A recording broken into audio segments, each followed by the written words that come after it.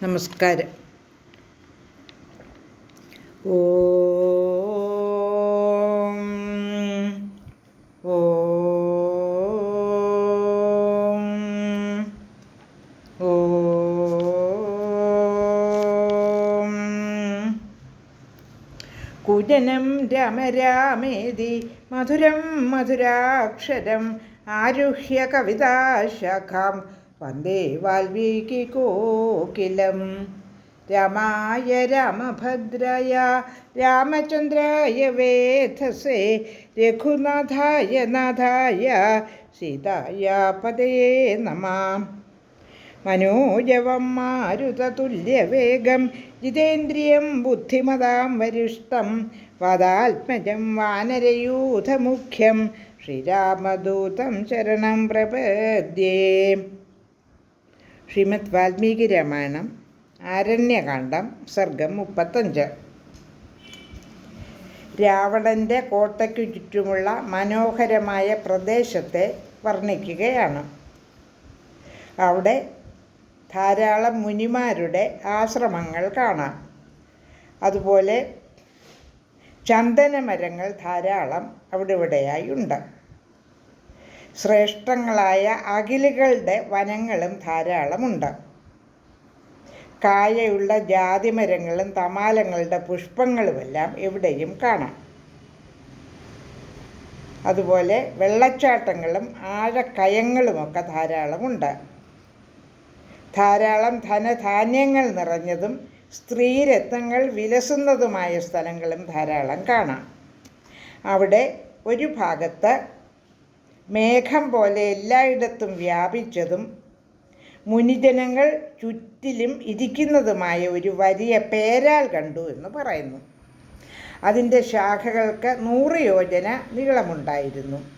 അതിൻ്റെ ഒരു ശാഖയിലാണ് ആനയെയും കൂറ്റനായ ഒരാമയെയും എടുത്തുകൊണ്ട് ഗരുഡൻ അവയെ ഭക്ഷിക്കാൻ ഇരുന്നത്.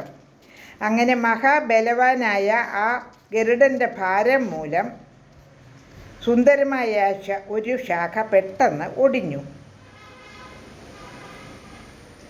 അവിടെ വൈഖാനസന്മാരും മാഷന്മാരും പരമർഷിമാരുമെല്ലാം ഒരുമിച്ച് കഴിഞ്ഞിരുന്നു. ആ ഒടിഞ്ഞ കൊമ്പും ആനയെയും ആമയെയും ഒരു പാദത്താൽ എടുത്തുകൊണ്ട് ഗരുഡൻ പറന്നുപോയി. അവയുടെ മാംസം ഭക്ഷിച്ച് തീർത്തിട്ട് നിഷാദ പ്രദേശത്തെ ഗരുഡൻ നശിപ്പിച്ചു.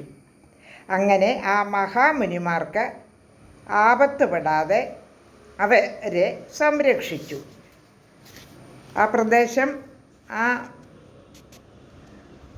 നിഷാദ പ്രദേശത്തെ നശിപ്പിച്ചു കളഞ്ഞതുകൊണ്ട് മുനിമാർ ആപത്തിൽ നിന്നും രക്ഷപ്പെട്ടു. ഇനി അടുത്ത ശ്ലോകങ്ങൾ പാരായണം ചെയ്യാം. ശ്ലോകം 34, 35. സതുത്തേന പ്രഹർഷേണ വിഗുണീകൃതവിക്രമഃ അമൃതാനയനാർത്ഥം വൈ ചകാര മതിമാന്മതിം. അയോജലാനി നിർമധ്യ ഭിത്വാ രത്നഗ്രഹം വരം മഹേന്ദ്രഭവനാത് ഗുപ്തം ആജഹാരാമൃതം തതഃ. 34, 35 ശ്ലോകങ്ങളുടെ അർത്ഥം.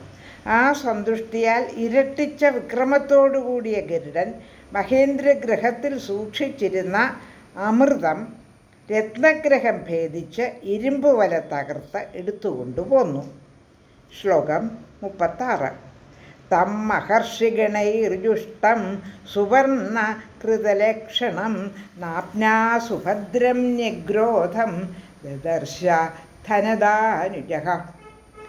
ധനദാനുജൻ മഹർഷിഗണങ്ങൾ സേവിക്കുന്നതും ഗരുഡൻ ഉണ്ടാക്കിയ അടയാളത്തോടു കൂടിയതുമായ സുഭദ്രമെന്ന പേരോടുകൂടിയ ആ പേരാൽ കണ്ടു.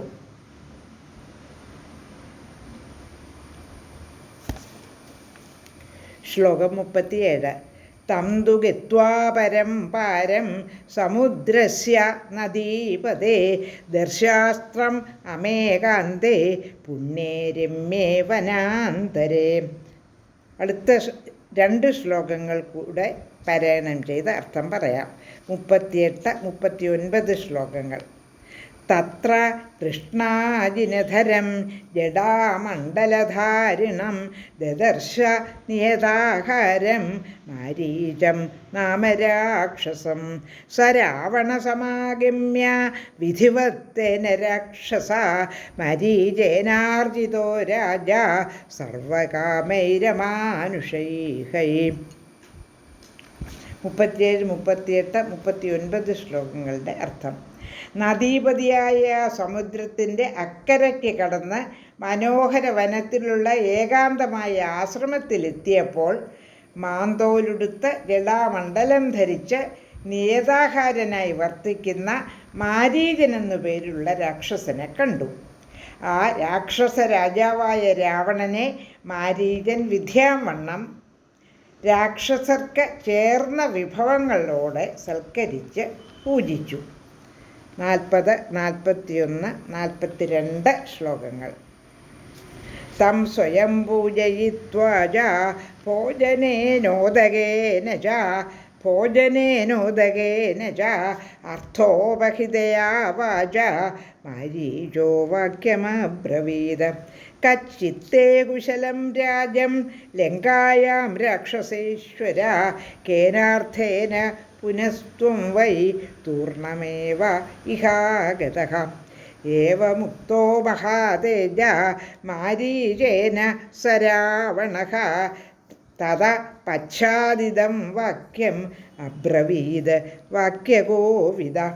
40, 41, 42 ശ്ലോകങ്ങളുടെ അർത്ഥം.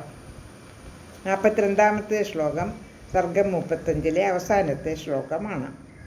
ഭോജനം കൊണ്ടും ഉദകം കൊണ്ടും താൻ തന്നെ പൂജിച്ചിട്ട് അർത്ഥയുക്തമായ വാക്കുകളോടെ മാരീചൻ ചോദിച്ചു, അങ്ങയ്ക്കും അങ്ങയുടെ ലങ്കയിലും കുശലം തന്നെയല്ലേ?